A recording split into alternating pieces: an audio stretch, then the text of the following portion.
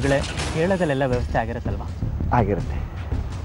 ನಾನು ಫೋನ್ ಮಾಡಿ ಅವ್ರಿಗೆ ವಿಷಯ ತಿಳಿಸ್ತೀನಿ, ನೀವು ಹೋಗಿ ಮಾತಾಡಿ, ಕೆಲಸ ಆಗುತ್ತೆ. ತುಂಬ ಉಪಕಾರ ಆಯಿತು ಗುರುಗಳೇ. ನಮಸ್ತೆ ಗುರುಜಿ. ನಮಸ್ತೆ. ನಾನೇನು ಹೇಳಿದ್ರು ಕೇಳೋದಿಲ್ಲ ಇವರು. ನಾನೇನು ಮಾಡೋಣ? ವಿಶ್ರಾಂತಿ ಬೇಕು ಈ ದೇಹಕ್ಕೆ. ಇಷ್ಟು ಕಷ್ಟಪಟ್ಕೊಂಡು ಒಳಗಿರೋ ಜೀವನ ಒದ್ದಾಡಿಸ್ಕೊಂಡು ಕೆಲಸ ಮಾಡಬೇಕಾ? ಗುರುಜಿ, ನಾನು ಕೆಲಸ ಮಾಡಬಾರ್ದು ಅಂತ ನೀವು ಯಾರೂ ಹೇಳೋ ಹಾಗೆ ಇಲ್ಲ. ಆ ಷರತ್ತಿನ ಮೇಲೆ ತಾನೇ ನಾನು ಈ ಆಶ್ರಮದಲ್ಲಿ ಇರೋದಕ್ಕೆ ಒಪ್ಕೊಂಡಿರೋದು.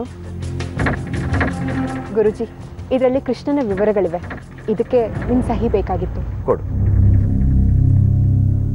ಓ, ನನ್ನ ಪೆನ್ನು ಪುಸ್ತಕ ಮರ್ತುಬಿಟ್ಟೆ, ತಗೊಂಡ್ಬರ್ತೀನಿ. ಇರಿ, ನಾನೇ ತರ್ತೀನಿ. ರಾಧಿಕಾ, ನಾನು ತಗೊಂಡು ಬರ್ತೀನಿ, ನೀರು. ಪರವಾಗಿಲ್ಲ, ತಂದೆ.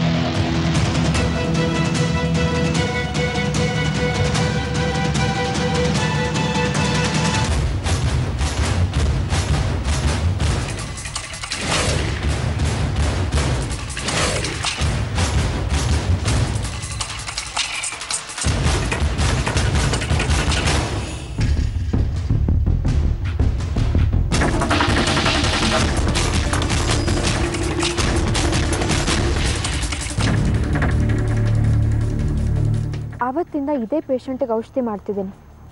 ಇವನ ಬಗ್ಗೆನೇ ಮಾತಾಡ್ತಿದ್ದೀನಿ. ನಾನೇ ಇವನಿಗೊಂದು ಹೆಸರನ್ನು ಇಟ್ಟಿದ್ದೀನಿ, ಕೃಷ್ಣ ಅಂತ. ನಾನೇ ಹೆಸರಿಟ್ಟಿರೋ ಈ ಕೃಷ್ಣನ ಮುಖ ಹೇಗಿದೆ ಅಂತ ನಾನೇ ನೋಡಿಲ್ವಲ್ಲ. ಒಂದ್ಸಲ ಮುಖ ನೋಡ್ಕೊಂಡು ಹೋಗ್ಬಿಡ್ತೀನಿ.